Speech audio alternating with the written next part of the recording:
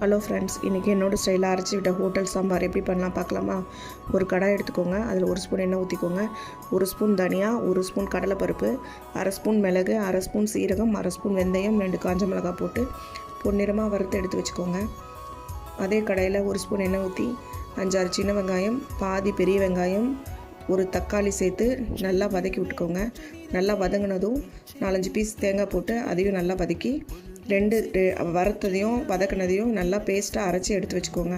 சாம்பார் செய்ய ஆரம்பிக்கலாம். ஒரு கடாய் எடுத்து வச்சுக்கோங்க. அதில் எண்ணெய் ஊற்றி கடுகு, உளுத்தம்பருப்பு, வெந்தயம் போட்டு நல்லா பொரிய விடுங்க. பொரிய விட்டதும் சின்ன வெங்காயம், பெரிய வெங்காயம், ஒரு பச்சை மிளகாய், கருவேப்பிலை போட்டு நல்லா வதக்கி விடுங்க. அது வதங்கிறதுக்காக நான் உப்பும் மஞ்சத்தூளும் சேர்த்துக்கிறேன். அது நல்லா வதங்கினதும் அது கூட ஒரு பெரிய சைஸ் தக்காளி சேர்த்துக்கோங்க. தக்காளி கம்மியாக சேர்த்துக்கிட்டிங்கன்னா புளி சேர்த்துக்கோங்க. புளி நான் சேர்க்க போகிறதில்ல, அதனால் ஒரு பெரிய சைஸ் தக்காளி சேர்த்துக்கிறேன். ரெண்டையும் சேர்த்து நல்லா வதக்கி தக்காளியும் வெங்காயமும் நல்லா வதங்கினதும் 1/2 கப் துவரம்பருப்பு நான் வேக வச்சு எடுத்து வச்சுருக்கேன். அதை அது கூட சேர்த்துறேன். சேர்த்துட்டு அரைச்சி வச்ச பேஸ்ட்டையும் சேர்த்துட்டு நல்லா அதுக்கு தேவையான அளவு தண்ணி ஊற்றி கொதிக்க விட்டு 1/2 ஸ்பூன் நாட்டு சர்க்கரை சேர்த்துக்கிறேன். நாட்டு சர்க்கரை இல்லை வெல்லம் எதனாலும் சேர்த்துக்கலாம்.